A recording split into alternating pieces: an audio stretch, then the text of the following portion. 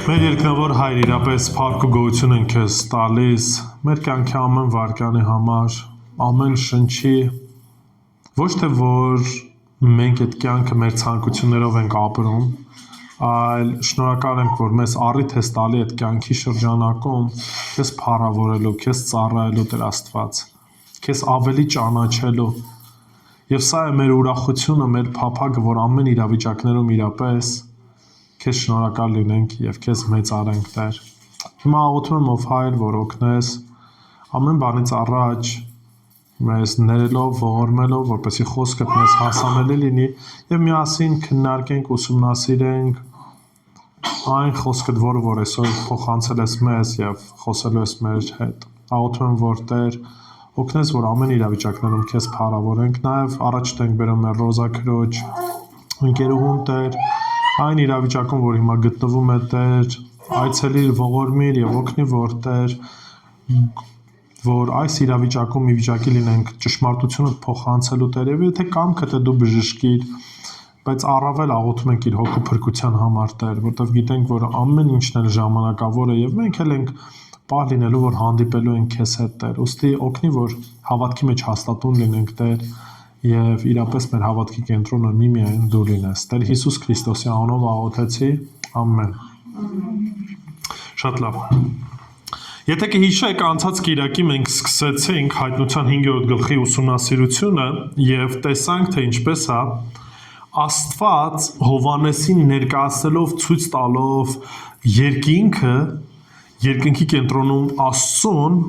հիմա անդրադառնում մի իրավիճակի, որտեղ որ մենք տեսնում ենք մորթված գառը եւ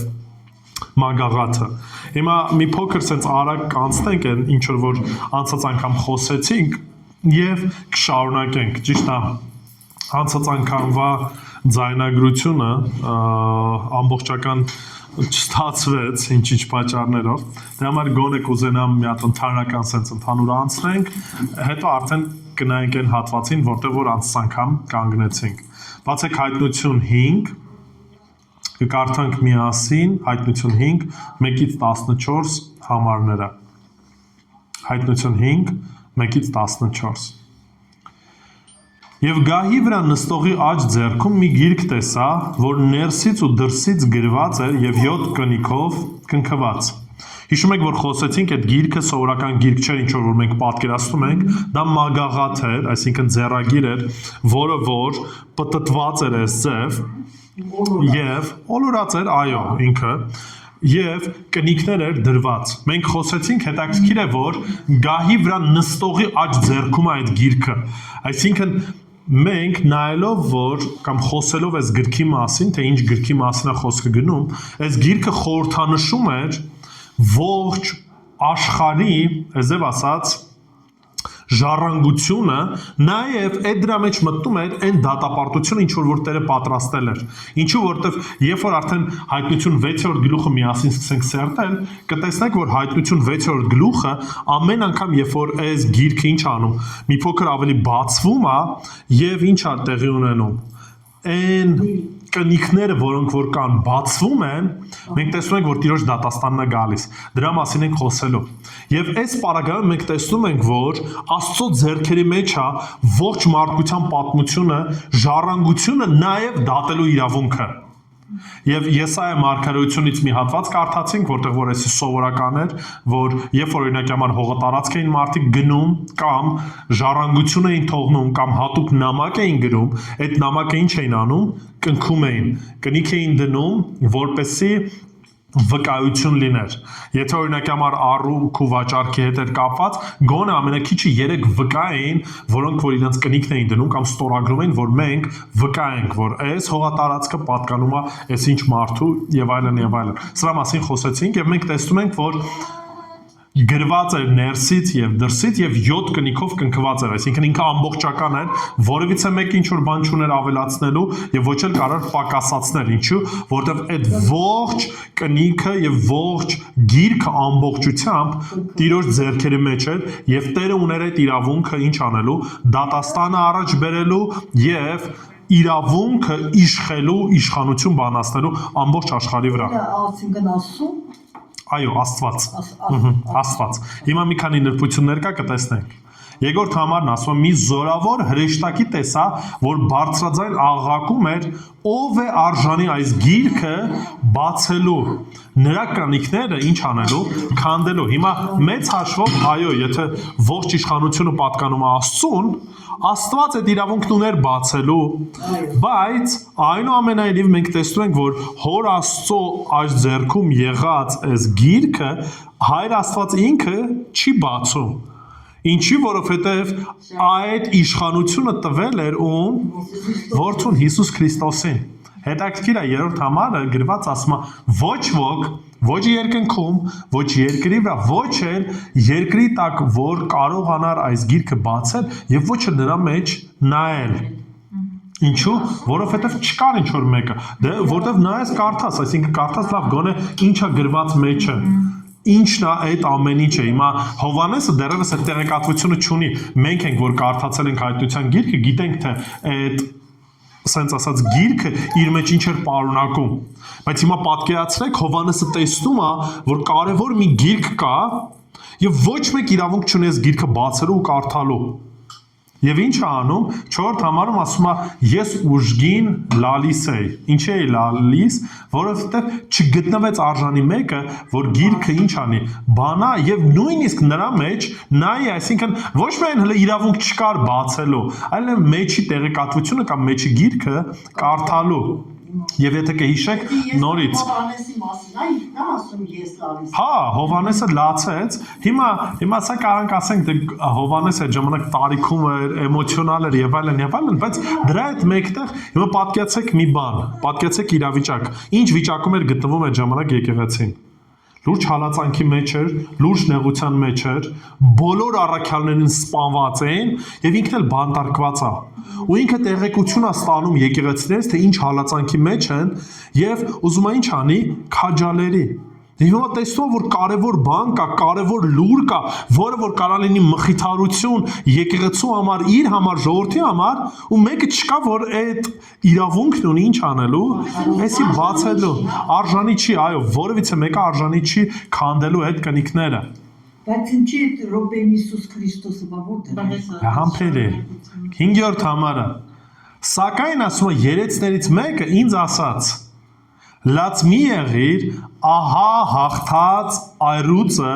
Հուդայի ցեղից Դավթի արմատը, որ բացելու է գիրքը եւ քանդելու է նրա 7 կնիկները։ Եվ կհիշեք մենք խոսեցինք, որ Քրիստոսին նկարագրող մեսիական 2 տիտղոսն ենք տեսնում։ Առաջինը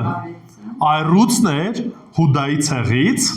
Եվ նաև տեսնում ենք Դավթի արմատը, Հեսեի արմատը, որ պետքա գար, այսինքն նորից թագավորական տիտղոսի մասին է խոսքը գնում։ Հիշում եք երեցներն ովքեր էին խորհրդանշում։ Եկեղեցին։ Երեցները խորհրդանշում են եկեղեցին եւ այս պարագայում մենք տեսնում ենք, որ երեցը ինչ է ասում։ Ասում է լաց մի եղեր։ Ահա այն մեկը, որ հաղթեց։ Ահա այն մեկը, ով որ այդ իրավունքն ունի։ Ահա այն մեկը, ով որ ունի ողջ իշխանությունը։ Մատթեոս 28-րդ գլուխ հիշում եք, Հիսուս Քրիստոս համբարձումից առաջ ասեց. ահա տրված է ինձ ողջ իշխանությունը։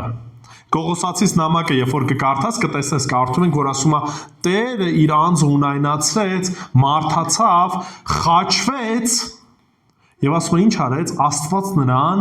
բարձրացրեց, մի անուն տվեց, որը որ վեր է ամեն անունից, որի առաջ պետքա բոլորը ինչ անեն, խոնարհվեն։ Այսինքն հիմա ասում է, մի լաց եղիր, որտեղ այդ իշխանությունը պատկանում է մեկ հոգու, Տեր Հիսուս Քրիստոսին, որը որ հաղթեց, որը որ այրուծն է Հուդայի, որը որ Դավթի արմատն է, խոստացված թագավորն է։ Շարունակությունը տեսեք եւ դրանից հետո ասում է 6-րդ համար 4 կենդանիները եւ երեցների մեջտեղում ասես մորթված մի գառ կար։ Ուշադրություն դարձրեք։ Մորթված գառը որտեղ էր գտնվում։ Հիսուսն էր, բայց ուշադրություն դարձրեք, որտեղ է գտնվում։ Երեցների մեջտեղում, այսինքն եկեղեցու մեջ է։ Այն նրանց մեջ է, ում որ ինչ արե, փրկել է, ողորմել է ու տեսնում ենք, որ Քրիստոս իր ժողովրդի հետ է, եկեղեցու հետ է, երեցների հետ է։ մի գառի, որ կարծես մորթված էր։ Ինչա շեշտում մի գառի, որ կարծես մորթված էր։ Խաչվեց, մահացավ, Հովհաննես Մկրտիչը հիշում եք առաջ անգամ Հիսուսին տեսավ, ինչ ասեց։ Ահա Աստծո գառը, որ վեր է առնելու մարդկանց մեղքերը։ Ինչի է ասում մորթված էր ասես։ Խաչվել էր, այսինքն խաչուլության նշանները կար, բայց ինչ էր, կենթանի էր, մեռել էր, հարություն էր առել, դրա համար ասում է կարծես մորթված էր, այսինքն նշանները կա, որ ինքը ինչ եղավ, մահացավ, մորթվեց, մեր մեղքերի համար մորթվեց, բայց կենթանի է, հարություն է առել, որ 7 եղջյուր ուներ, 7 եղջյուրը, եղջյուրները ինչն են խորհրդանշում, Իշխանությունը, այսի հիշեք, հայտնության մեջ շատ ենք տեսնելու, Աստվածաշնչում եղջյուրները խորհրդանշում են իշխանությունը, 7 թիվը ինչ էր խորհրդանշում, չէ, ամբողջականությունը, այսինքն ամբողջ իշխանությունը ում ձեռքերի մեջ է, Հիսուս Քրիստոսինն է, 7-ը ամբողջականության մասին է խոսքը գնում, ասում է նաև 7 աչք ուներ, որը որ ցույց է տալիս ամենատես լինելը, այսինքն ոչ իշխանությունը իր ձեռքերի մեջ է, ունի ամբողջական գիտելիք ինչա կատարվում, ամենատես է եւ հետո նաև ասում է, որոնք Աստծո 7 հոգիներն են, որ ուղարկվում են ամբողջ երկրով։ 7 հոգիների մասին Աստծո խոսեցինք, 7 հոգիները դա Սուրբ հոգիներ, Սուրբ հոգու ամբողջական ծառայության մասին խոսքը գնում։ Նորից չեմ ուզում անդրադառնամ դրան, որտեղ արդեն սրա մասին խոսել ենք։ Հիմա նայեք 7-րդ համարից ուզում եմ արդեն ուշադրություն դարձնենք եւ նաեւ ասում է եւ եկավ ու վերցրեց գիրքը գահի վրա նստողի աջ ձեռքից ով եկավ վերցրեց Հիսուս Քրիստոսը եկավ եւ հոր Աստծո ձեռքից ինչ արեց վերցրեց այդ գիրքը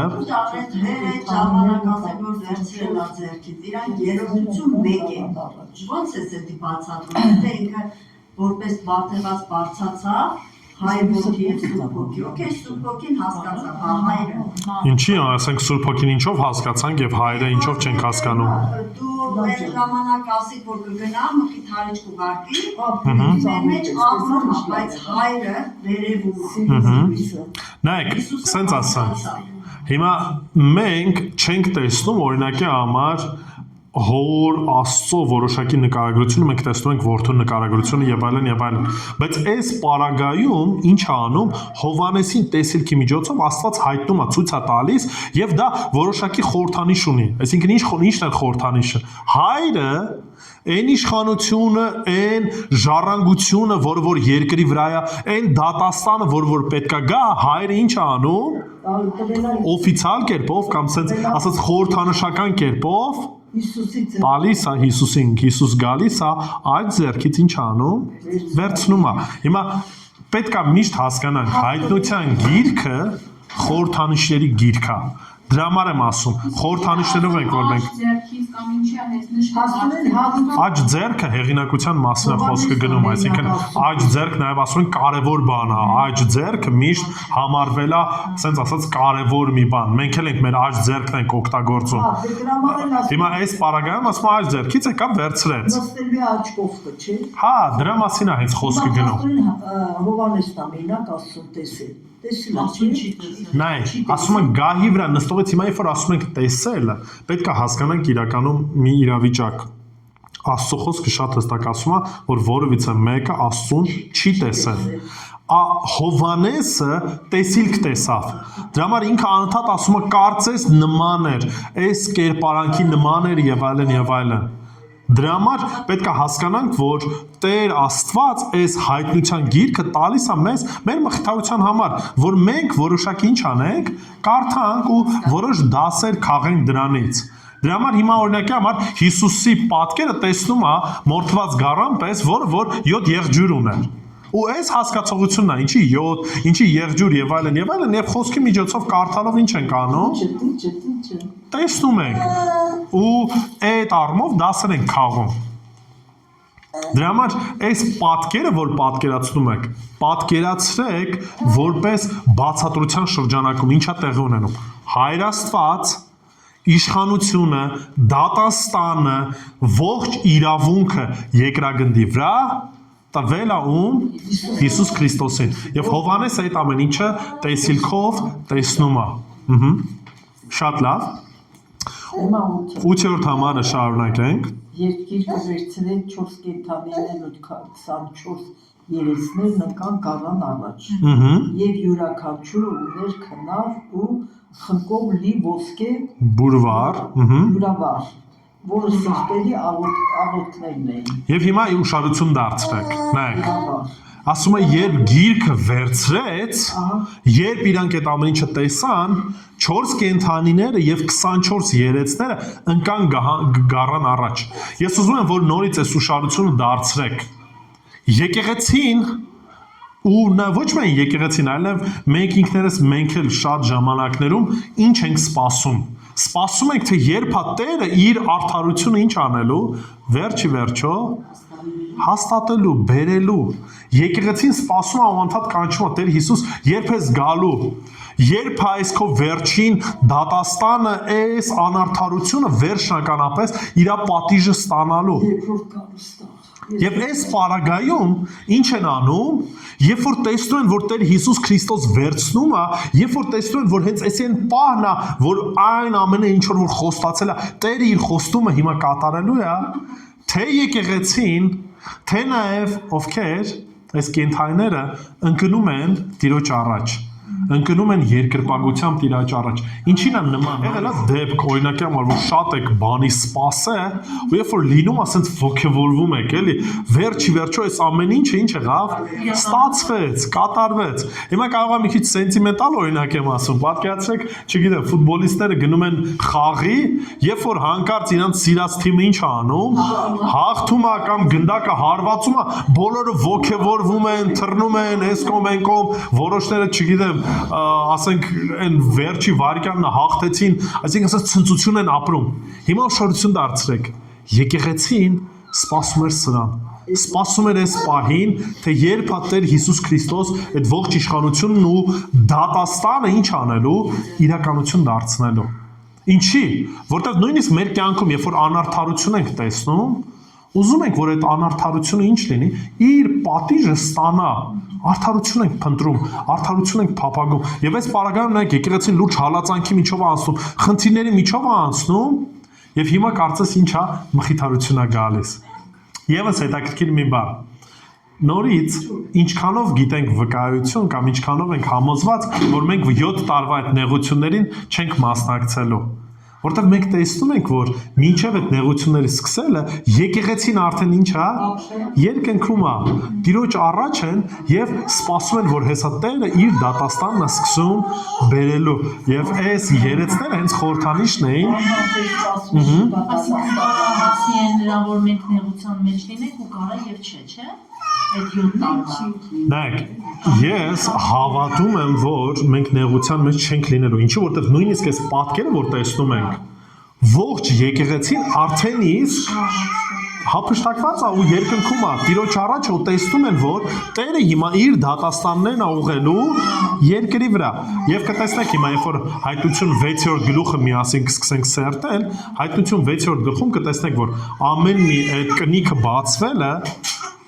եւ գրքի առաջ անելը մի պատուհաս է բերում կամ մի սենց ասած Աստծո դատաստաններն են կամանց սկսում ուղղվել մարդկանց վրա։ Դեռևս սա նայելու ենք։ Ուրեմն ինչ ենք տեսնում։ Տեսնում ենք, որ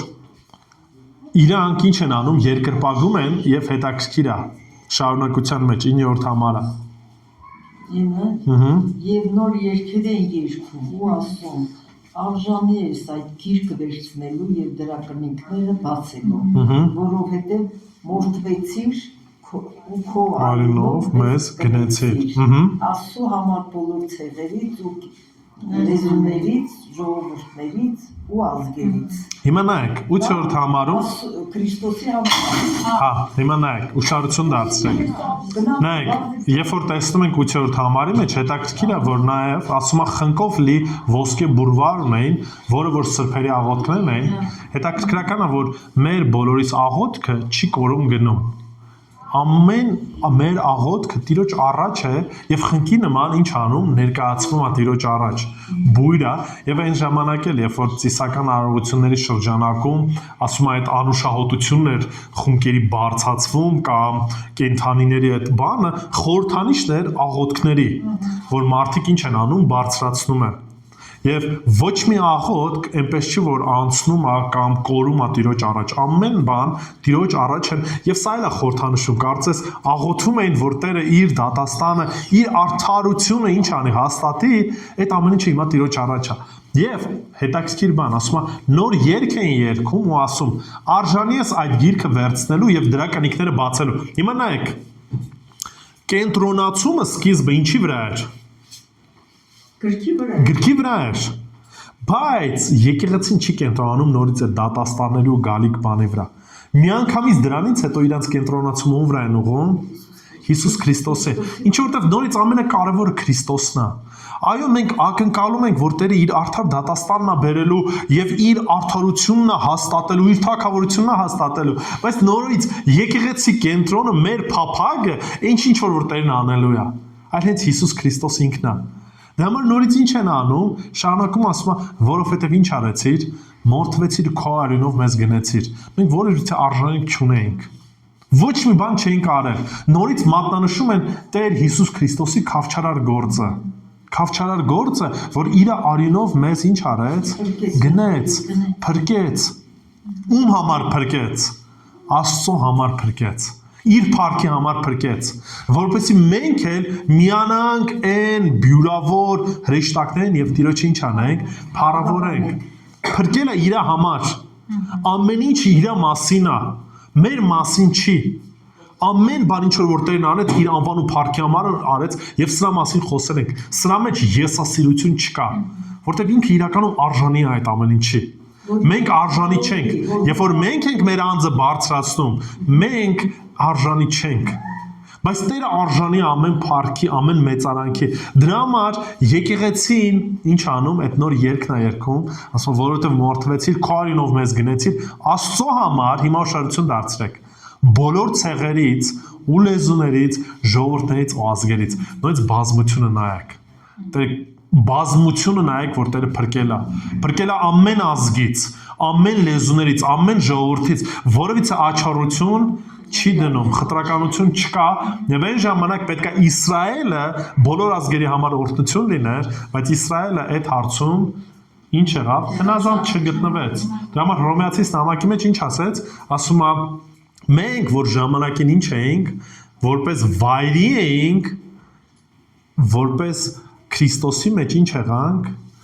պատվաստվեցինք, որպես վայրի ճյուղ էինք, պատվաստվեցինք եւ հիմա պտուղ ենք տալիս։ Մենք այդ նոր ուխտի մեջ մտանք։ Մենք դրա մեջ չէինք, բայց մենք Քրիստոսով մտանք ու դրա համար իմ ասում եմ բոլոր ցեղերից, բոլոր լեզուներից, բոլոր ժողովուրդներից, բոլոր ազգերից մենք հայերս չակերտավոր ընտրյալները չենք եւ այլն եւ այլն։ Մենք նման ձևով մեր մասին չպիտի մտածենք։ Տիրոջ առաջ բոլոր ազգերից էլ գալիս են դեպի փրկության ու կապ չունի նույնիսկ մեր թշնամական ազգերը։ Տերը իր ժողովուրդը, իր ազգը, իր ընտրյալները ունի նաեւ այդ մարդկանց մեջ 10-րդ համարը Մի լեզվով եք, չէ՞, սա հասկանում։ Եվ նրանց Դե մի լեզվով ենք խոսելու, այսինքն այն լեզուներ բաժանումը ինչ որ տեսնում ենք, այլևս դա որևիցե խոչընդոտ չկա, որովհետև միասին են երգում։ Եվ նրանց մեր Աստծո համար հիմա ուշադրություն դարձրեք, թագավորներ ու քահանաներ դարձրիր եւ կթագավորեն երկրի վրա։ Սա որ խոստումն է, Ասում երկրի վրա։ բա 7 տարվա նեղությունից հետո հաստատվելու է հազարամյա թագավորությունը, որտեղ որ Աստված իր եկեղեցուն ինչ է անում, հաստատում է որպես թագավորների, որպես իշխանների, ովքեր որ ինչ են անելու, առաջնորդելու են երկիրը։ ու Տերը տալու է ինչքանին որ մենք հավատարիմ ենք լինելու, այդքանի շրջանակում էլ մեզ ինչ անելու տալու է։ Գիշեք առակները 10 քանքարի մասին եւ այլն, ասում են ինչքան շահեցիք, այդքանի էլ ձեզ մտեք, այդքան էլ այդ քաղաքների վրա էլ ձեզ առաջնորդ կդնեմ։ Այսինքն ինչքանով որ մենք Տիրոջը համար հավատարիմ ենք, ծառայում ենք, այդքանի էլ sense ասած Տերը մեզ դնելու է ծառայության շրջանակին։ Այո։ Դրա համար հարց ունես։ Հիմա մենք որ ասենք թե մահանանք, հետո իջնելու ենք 1000 տարի ստեղ ապրենք, էլի գնանք երկինք։ Ժողովուրդ, մի քիչ առաջ մի անցեք, նայեք։ Հիմա համ հա, համ չէ։ Հիմա ինչի նկատի ունեմ։ Իրականում երկինք հասկացողությունը, որ մենք պատկերացնում ենք, մի քիչ այլ մոտեցումն ունի, ինչ եմ ասում, որտեղ երբ որ հայտնության գիրքը կարդում ենք, ասում է Տերը նոր երկինք եւ նոր երկիր է ստեղծում։ Բացի դրանից տեսնում ենք, որ երկնքից իջնում է նաև նոր Երուսաղեմը։ Հետևաբար նաև իմ տրամաբանության շրջանակում հետևյալն է, որ մենք նոր երկրի շրջանակում ենք ապրելու, բայց նոր երկիրն է, այսինքն նորացված է լինելու, ոնց է լինելու, ինչ է լինելու, չգիտենք, այսինքն պատկերը հրաշալի է եւ գուցե նաեւ այն երկնքի պատկերը մենք տեսնելու ենք, գահը տեսնելու ենք կենտրոնում Քրիստոսն է լինելու, բայց նաեւ դրա հետ մեկտեղ անապականացու մարմնով նոր երկրի վրա լինենք եւ նոր երկրում ապրենք այդ հավիտենականությունը։ Եվ չէ, 1000 տարիից հետո եմ ասում նոր երկինքն ու նոր երկիրը։ Տարին որտեղ ենք ապրելու։ Ստեղ ենք ապրելու, այո, որոշակի չգիտենք երկինք ասված օդ են գնում, նոր երկինք է Սենց երկինք։ Ես կասեմ, ելի եմ ասում, ես հավատում եմ այն բանով, որ նայում ենք, որ սենց ասած մենք սուպեր հերոս չենք դառնալու, էլի, չգիտեմ, թրանկ երկինք եւ այլն, այսինքն այս տրամաբանությամբ չի լինելու։ Հիմա նորից մենք մի փոքր առաջ ենք անցնում։ Կգա դեռևս դրա մասին էլ ավելի մանրամասն կխոսենք։ 11-ը տեսա ու նաև լսեցի բազում հրեշտակների ձայնը, գահի 4 կենդանիների եւ երեսների շուրջը, նրանց թիվը բյուրավոր եւ հազարավոր էր։ Հիմա նայեք, ուշադրություն դարձեք նաև սրան, որ փրկվածները ուղիղ առիթ են ունենալու Տիրոջ առաջ կանգնելու։ Այսինքն սա նորից այն մեծ առանձնահատկությունն է, որ մենք հնարավորություն ենք ունենալու Աստծուն ինչ որ կերպով տեսնելու։ Հիմա Տեր Հիսուս Քրիստոս արդեն տեսնում ենք, որ եկեղեցու մեջ է։ Տեսնելու Տեր Հիսուս Քրիստոսին մարմնով,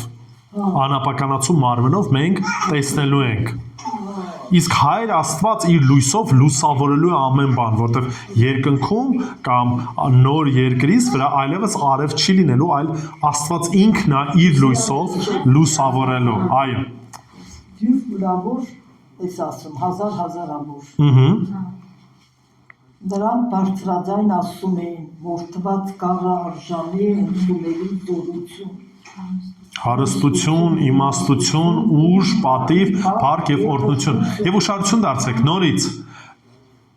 Եկեղեցին կենտրոնանում է Քրիստոսի վրա։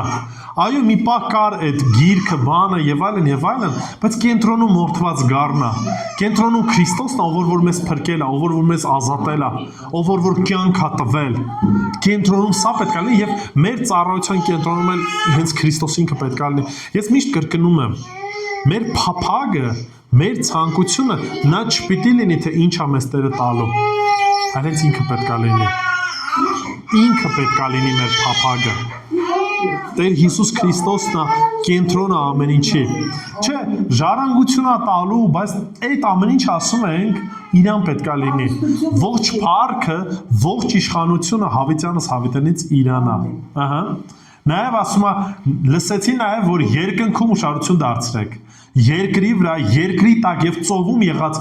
բոլոր արարածները դրանց մեջ եղած ամեն բան ինչ էին ասում, գահի վրա նստողին ու գառանը լինի օրհնություն, փառք ու իշխանություն հավիտյանս հավիտենից։ Այսինքն նորից ողջ փառք հողում են իրեն ու արարչագործությունը ինչ որպես որ ասված էր, գալու է պա, որոնք որ ծունկ են դնելու Տիրոջ առաջ, հենց սա ենք մենք տեսնում։ Ամբողջ արարչագործությունը սպասում է այս պահին։ Գիտեք Հռոմեացիս նամակից կարդացինք, որ արարչագործությունը տենչում է, Սպասում է թե երբ է Տերը գալու եւ հաստատելու, երբ է Տերը իր դատաստանը վերջնականապես իրականացնելու, երբ է Տերը նույնիսկ արարչագործությունը ազատելու ինչից, մեղքի անեծքից, ահա, շատ ապրեք, ահա։ Խորության բանը բավական է։ Եվ շարունակության մեջ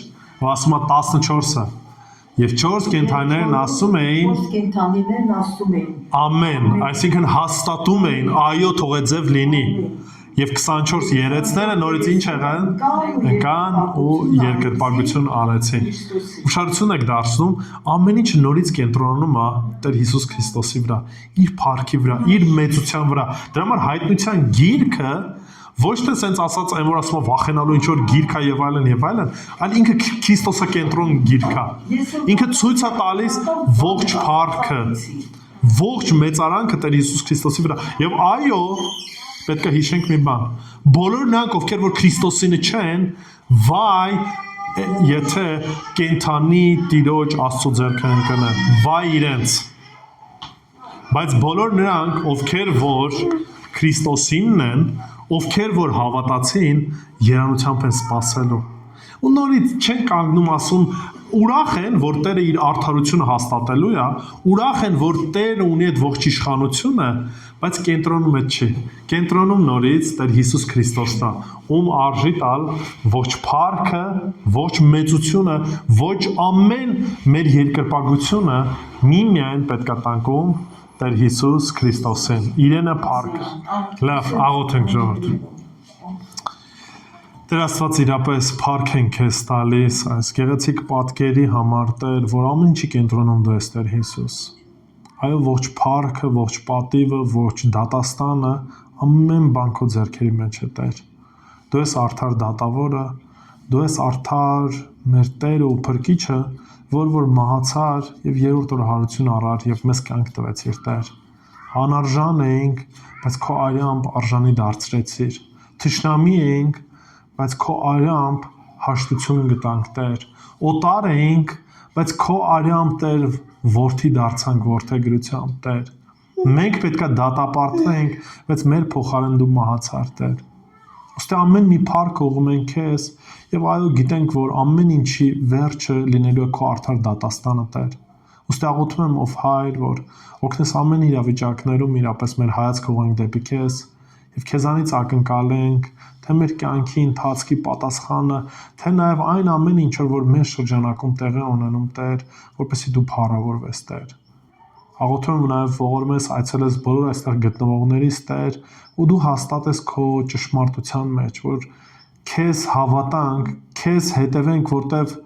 քո ձեռքերի մեջ է մեր կյանքը, քո ձեռքերի մեջ է մեր հոգին, քո ձեռքերի մեջ է մեր հավիտենականությունը, Տեր։ Ոստի ողորմիր, գթա եւ դու մեծարվի եւ իրապես ամբողջ փառքը ուղղում ենք քեզ եւ մի բան ենք ուզում ասենք, թող որ քո սուրբ անունը հավիտյանս հավիտենից փառավոր լինի եւ դու մեծարվես Հիսուսի սուրբ անունով Հոր, Որդու եւ Սուրբ Հոգու հավիտյանս փառք ամեն Տեր օրհնի